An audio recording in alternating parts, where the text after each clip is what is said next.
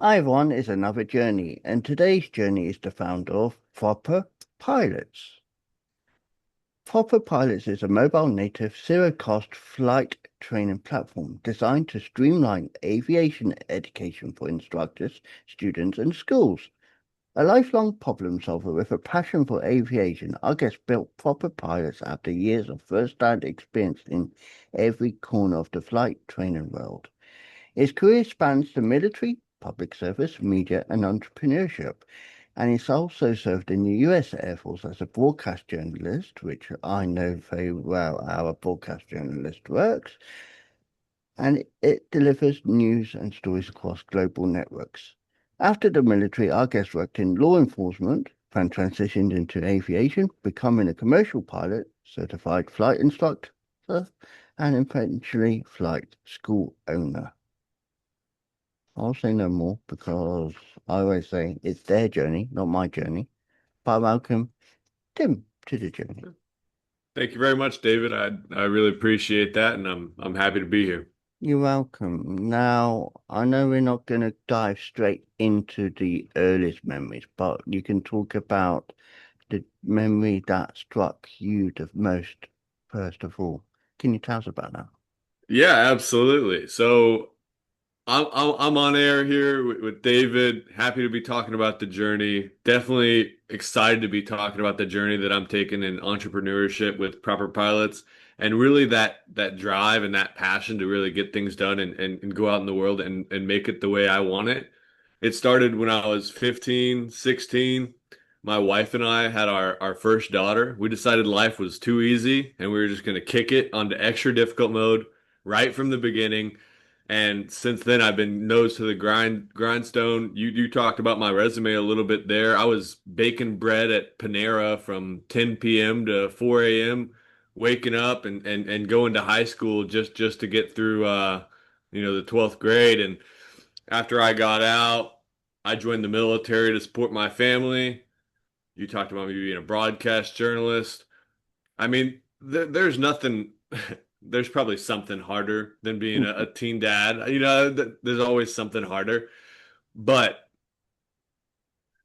when you're at that moldable age and everyone's kind of looking at you like you've done everything wrong and kind of doubting you, and it really hurts your self-confidence. And I, the only way that I think that I could have dug out of that was the Air Force telling me, hey, you might not think you're much, but we're going to make you something. And being a combat airman in the Air Force, I mean that really kicked my butt in gear and gave me the discipline that it takes to know that whatever you want to get and whatever you dream about, you can go out there and get it. And I know that's why you came to America. I know that's why most people come to America, but I think that American dream is alive and well, and you just got to believe in it a little bit more. Yeah, and you spoke about the American dream as a dream I never really envisioned. When I was younger, living in the UK, America was just things you saw on TV, the TV shows or films. It was never a real definition of understanding what America was for someone living in a lonely, isolated part of the UK. Because, you get people, things happen in the UK. You don't automatically think of world politics or world news as such because you just see it on the news, and that's the only time you see things.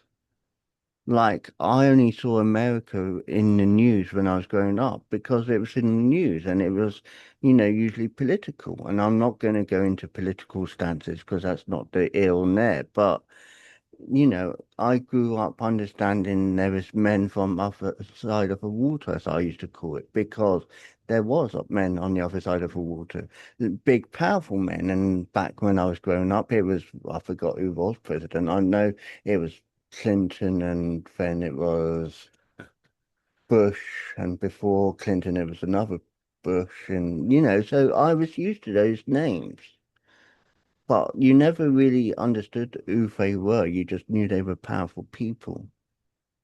Yeah, that's the interesting thing about, I mean, obviously you've made the hop across the pond, as they like to say, and you're in Mm. America now, and now it's hard not to watch the news and be like, that's us. Those are my guys in one way or form. And I've never met the president, but in one way or another, he's representing you on the world stage. And so it's really interesting to be able to watch the news and just see that the pomp and circumstance of that office kind of you know, be a portrayal of you to the world and who you are as an American or as a ex Londoner. I don't. Well, I, I'm not from London. I'm from the southwest. London's the southeast. I'm the southwest, which was about 400 miles difference.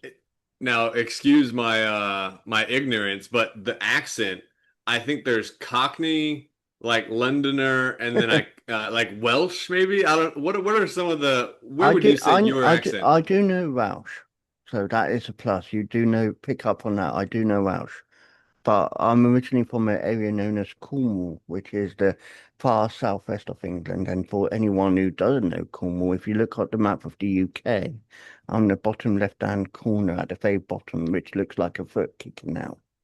Cornwall. Okay, so you guys are just right across from like the French, maybe? Am I Yeah, way off in yeah, geography? yeah. Okay. So Have you ever you swam the got strait? Cornwall, and then you go across, and then you got France.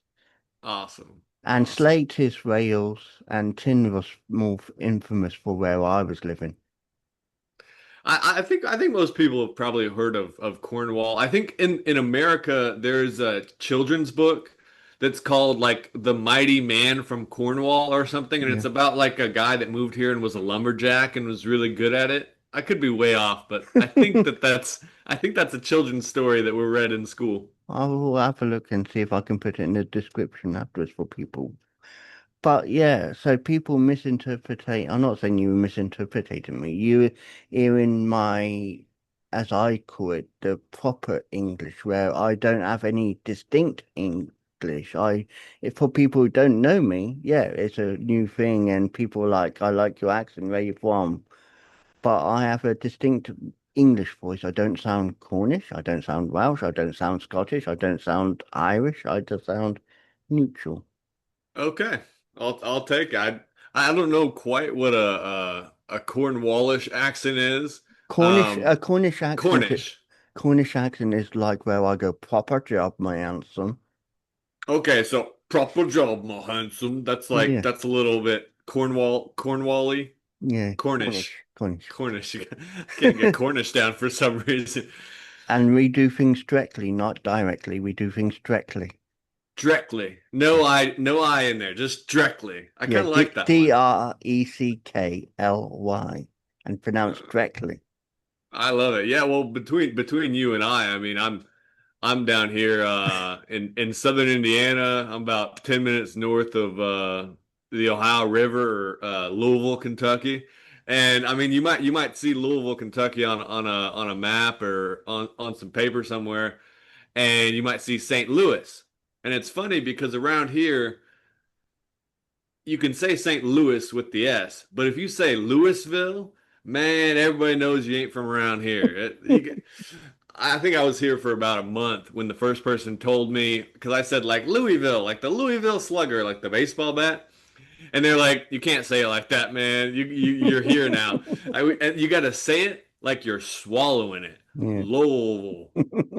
So that's what it is now. But But but one thing that always makes me laugh about the Cornish accent, back when I was still living in the UK in Cornwall, we have, well, there's some places I know in America, like in San Francisco, you get double-decker buses, which is literally one bus on top of each other. So you got a top deck and a lower deck.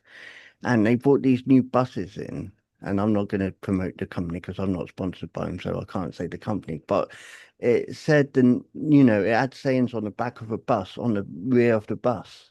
And there was one that always got me laughing, and it was flaming big Gert liquor.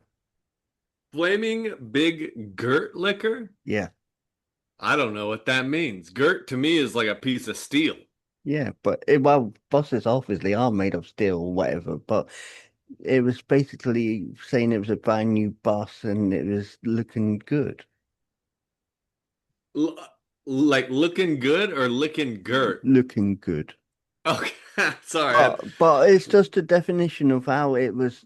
I'm not saying the company was one for putting it out there. It's just a way of promotion. But it always made me laugh when saw that literal bus saying "Flaming Big Gurtlicker." Because if you're not Cornish and you don't understand it, people are like, "What?" Doesn't make any sense at all. No. Uh, Or there was buses went back like this back along, yeah, meaning that's right. basic went back like this back along. But so yeah, so Cornwall is diverse and isolated. And obviously, my journey coming across to America was a big step. I will always relate that. If people ask me in podcasts when I talk about my side of life, I will say it was a big step. It's a huge step. Absolutely. There's And no I doubt f- about that. and I went, 3,500 miles away to be with who I was at the time, and I'm not with that person now. And that was when I first originally moved to Ohio. And I was on the Oh, tri-state line, so I was literally in the middle where I was in Ohio, and on one side was West Virginia, and one side was PA, Pennsylvania. So I was literally on that tri-state line. But yeah, I've actually flown into that airport that's right there on that tri-state. That's actually a pretty area. Good, deciduous trees, a lot of old brick buildings, really, really pretty, kind of New England kind of town. yeah, and that area was just, for the first 5 years of me being in America, I was happy for it. In the sense, I was happy that it was something familiar, even though it was new to me. But things went wrong. I had to move away, so I moved away. I wasn't with my former spouse, and I'm still in that process of trying to get through that. And I know if she listens or watches, I'm not judging her, so I'm not going to judge her in any way. We both made mistakes. But Ohio was something unique, something different. But at the same time, Absolutely. it was a place that I was used to. Now, where I am living now, and I'm not going to say majorly out loud, but people know who I am or know where I am, but it's another location. But this time I'm more closer to the Atlantic Ocean. So I feel like I've gone closer back to Cornwall, even though I'm not, even though I'm not near Cornwall, I'm just a bit closer to the water. You're closer. You are closer, I think. Yeah, I you mean, look at the geography of where I am, and you look across the map, it is near enough a straight line. More straighter there than it was when I was in Ohio, where I had to go up to Canada, over to London. That absolutely. Well, hey, speaking of tearing up roots and taking a journey across country or across the world in your case, Mm. when I got out of the Air Force, I had gone to 100 plus countries, um, had an absolute blast, filled out my passports, was eating food from all over the place, and I came home and I decided I wanted to keep flying around. I didn't want to just stay put. So in this kind of transitional time where I didn't know for sure what I wanted to do, I did commission as a police officer. I did become a wildland firefighter, and I really just they weren't for me. And I was lucky enough to have a wife that supported me. And she said, "Hey, you can't keep doing this. You know, you're making good money, you're doing all right, but you're not happy with what you're doing. You got to go chase what you love." And so, after finally being settled and having the money and having the house after working for it for, 5, 6 years, after having a kid at 16, she was like, "Look, it's great that we have everything, but you got to go be happy too." So I was actually able to turn in my resignation and apply to flight school. And I went from never having flown an airplane to being a commercial pilot with my certified flight instructor's license in less than a year. Uh, I mentioned this because we were moving, right? So we moved from Seattle all the way down to San Diego. Fighter Town, USA is what they like to call it. So I threw everything I owned in a truck, drove down to San Diego. I graduated as a certified flight instructor, and I was only making about $15 an hour, and I couldn't support my wife and my daughter in San Diego. There's no way. So I did a Excel spreadsheet of what the average cost of living versus the average flight instructor wage was, and Campbellsville, Kentucky was number one in the US. So I threw the whole family, everything we owned back in the truck, and we drove from San Diego to Louisville, Kentucky. I got a job as a bartender, really a bar manager in Bardstown, Kentucky, about 20, 30 minutes from Campbellsville. I was in there making drinks, learning a lot about bourbon. That's what Bardstown's known for. And I guess I got at least 5 people drunk enough to convince them they wanted to be pilots. And they kind of gave me money up front to get them their licenses. So I bought an airplane and I started a flight school just like that. And Proper Pilots since then has, we've increased in size and scope. We've added flight instructors, we've added airplanes.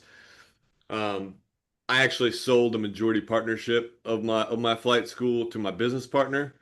I went off and started flying private jets in Louisville for kind of like rich people that want to go to the Bahamas or to Aspen or something like that. So I started traveling the world again. Finally, a little bit happy, and I was kind of looking back at all the flight instructors that were really unhappy about their job as flight instructors. They were just kind of putting their nose down and grinding to get to the airlines. But I'd have students that would be, I used to be a high school teacher in Campbellsville. I forgot to mention that.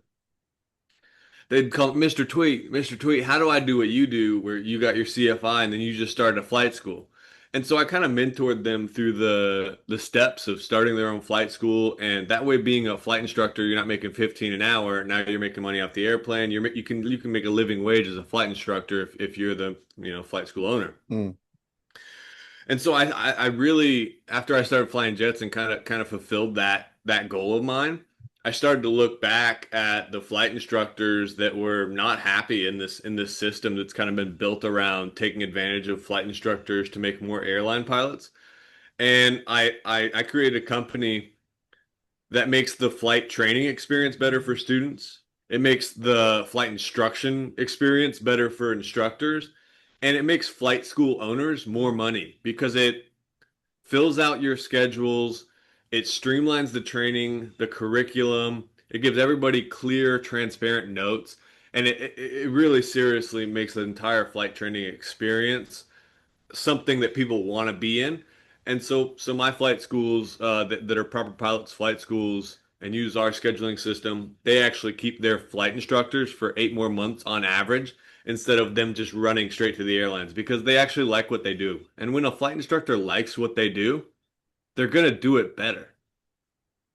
Yeah, and it's just a passion and feeling that you are doing something better, and you get people who always learn and adapt and will always build on what they've learned, and that's what makes them a stronger person, I think. I mean, the longer that you're a certified flight instructor, the better at instructing you're going to get. It's just like anything. The longer you're a podcaster, the better you're going to get. The longer you play basketball, the better you're going to get. We took all of the admin and all of the paper and all the not cool stuff, not fun stuff, all the stuff that isn't flying and instructing. We took that off the CFI's shoulders, off the flight school owner's shoulders, and off the students' shoulders. so they could just focus on the mission, which is excellent flight instruction for the CFIs, excellent flight training for the students, and streamline training progress to get students through and the best results and pass and check rides for the flight schools. Yeah, and I just love that because you touch upon this well about podcasting. I was in the broadcasting industry as well, and I was to always told by the manager to help with the training. Now, I know when I first started, I'm not saying brilliant because I was new to it and I was still, relatively new and I was like nervous, I was shy. But over time, I got a rhythm going, and every time I was teaching someone new the basics of radio broadcast, it got better and better. But Now podcasting. When I started podcasting independently, when I came to America, I used an iPad. Obviously, other, tablets are out there, but I used an iPad. And that's all I used. I didn't have earphones. I didn't have a microphone. I didn't have a proper camera because iPads, as you know, back in the day were very basic. yeah, I mean Now, they have all those built in some way, shape, or form, but I yeah, can tell that you've obviously upgraded the podcasting studio, no yeah. So doubt. now I got a proper green screen after a few years of me getting it, and so I don't disappear into the ethos of the unknown because that's what would happen. I got a proper webcam. I got a ring light that's behind the camera, so I'm easily adaptable. I got a microphone which you can't see pretty much because I've hidden it by its pictures and well. I got earphones. I'm set. Man But on a that, mission. yeah, and I will only get better. Like I But still adapting myself now to the point of where I am. I would want soundproofing because a proper studio you have soundproofing. Now it looks like if people are watching, it looks like I got soundproofing because it shows the look of soundproofing, but I haven't got soundproofing. there's only one way to go through life, and that's getting better a little bit each day. And Yes, by the time you look back, I mean it's going to be remarkable the growth that you've seen. If you just focus on getting a little bit better each day, agreed. stacking the rocks. Yeah, and that's why I decided from audio to go to visual because I felt like visual was a way forward.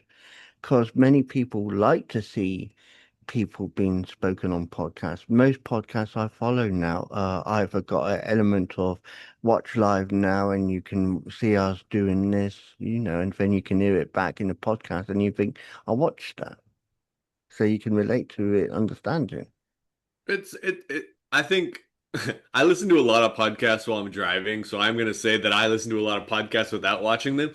But I do also listen and watch some podcasts. It essentially makes it kind of like a late night talk show or one of these shows you'd see on TV. When you're watching Mm, someone talk, you just get a lot better feel for what they're telling. It gives you a lot more context. yeah. And, the podcasts I listen to are mainly from England. I've got a few from America. And yeah, you are right. It is like a chat show. Or if you listen to it, if the one of them I listen to, and if it's archive show because he doesn't record shows like he used to, and he isn't in the radio business. But when you listen to these archive shows, it's like you're actually listening to the radio show live. Yeah, and you have a certain connection when you're watching someone, how they talk, how they Mm. move, maybe facial expressions. So I think that I don't have to think it. Visual is definitely a large part of the podcasting industry now, even though it started as just audio. Yeah, and I follow several people who are in the business. Sadly, one of them is, I'm saying this and as I record this, I was reading in the news today that one of my fellow people I follow, and I followed him for many years, he's in the final stages of kidney cancer. Hmm. And, he's requested after this week, he's going to go quiet on social media and they want their time together, him and his wife. But, the fact was they released a final podcast and just hearing it this morning before I got out of bed, you can tell. he's at peace with what he's done with life, and you can tell he's getting ready. But at the same time, it's just heartbreaking to hear his journey from when I remember him when I was younger, and even when I was younger, he was very opinionated, but he was a brilliant broadcaster. To hearing him now, it's like I've seen his lifespan over my whole 41 years, and he's been broadcasting even before that. So I just feel, and like I said, I will hold this out in memory for him because I want him to know that there are people in future generations who will aspire to be him or try to be him or try to be the way that he was, but no one can replace who he is because he's the only one that will make that style unique for everyone. Because I've got my unique style presented, like he has, like you have when you talk on podcasts. Absolutely. I mean, that's an I think that it's beautiful that he was able to say, "Hey, this is the last one, and I'm going to spend some quality time with my family here." I think that that was a really graceful way for him to kind of take a bow, but before going behind the curtain. So, Yeah, respect, absolutely, and I'm gonna make sure, even though I know when this gets uploaded, that you won't, hopefully won't, I'm touch wood, you won't have passed on, but I'm gonna put in memory of his name at the end of this podcast. Just for this, absolutely. just for the sake of when it is uploaded, people can see that I am who I'm talking about. So going into what we was talking about with you, you said you was a parent and obviously you adapting to being a parent. Did you ever find it difficult being a parent at such a young age, or did you adapt quite easily because you were so young? I don't know anybody that would say it was easier. If I don't think anybody would say I made it look easy. I think I made it look really hard. I think I made it look nearly impossible, and it's a miracle to be out on the other side. But the way that I'll kind of wrap up that is there is nothing that prepares you for having a daughter at 29 like having your first daughter at 16. So this second one, we got everything all lined up. Everything's going well. We got it all planned out. This one feels like a leisurely breeze, but only because the first one was chaotic at best.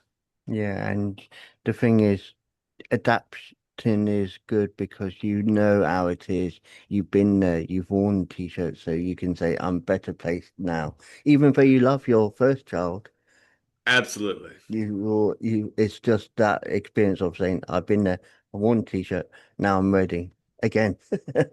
To be honest with you, I wouldn't trade either experience for the other or for anything else. Um, there's really nothing to prepare you to have a kid at 29 like having a kid at 16. I mean, having gone through that and then being able to do it in the settled, stable life is, I mean, it's been a blessing to see both and just kind of see how both sides live. And I Mm, know a lot of people get stuck in both situations. There's probably a lot of people, with stable incomes and stable homes and stable lives that are having kids and they're like, "Oh, I'm so boring." But on the flip side, there's people that aren't having that stability in their life, and they're wishing for it. So they both kind of want what the other one has, and it's really nice to kind of have that open perspective of, hey, no one's ever really all that like 100% happy with where they're at, no matter how good it looks or how bad it looks. So it's just, there's always some nice in between ground there where you can relate to people. yeah. So obviously, the last ultimate question, and you allowed to promote yourself in this respect. How can people get in contact? Because I know you put in the website of your LinkedIn and obviously your website. Can people get in contact with you? Absolutely. Please get in contact with me. If you're looking for Timothy Tweet anywhere, the easiest place to find me is on LinkedIn. Literally just that, Timothy Tweet, common spellings. Timothy Tweet is like I used to say like Twitter, but I guess that's X now. So I actually went back to before Twitter. I remember growing up, I used to say my last name's Tweet like a bird. I used to say that all the time. I even one time had somebody write out tweet like a bird all the way throughout, and I was like, no, it's not tweet like a bird, it's tweet like a bird. Anyway, Uh, Absolutely. People, please come and find me on LinkedIn. Proper Pilots is the name of my company. It also has a LinkedIn. You can follow me at Instagram at Proper Pilots. Properpilots.com will launch you straight into our app, and we are absolutely revolutionizing the way that the flight training industry trains. We're making everything better for the student, the instructor, the flight school owner. We've thought about every step that these people have to go through to live their daily lives, and we've optimized it and made it so that you can enjoy flying as an instructor instead of just pushing your way to the airlines. And I really hope that you guys go out to properpilots.com, properpilots.org, follow me at Instagram and LinkedIn, whatever you'd like to do. But we're And really just trying to make a nice change in the flight training industry. okay, and like I said, I'll put that in the description afterwards, your website and links. So the last ultimate question. Last, People, last. last, and it's the finally but, when it's on the news. There's always a journey for everyone, whether it's smooth or if you're going 36,000 feet in the air or whatever you want to describe it. I did the 36,000 feet and I flew across, but that's my journey. But everyone's got a journey. Everyone wants to be assured of something that will inspire them. What would you say to the people listening or watching to inspire them on their journey?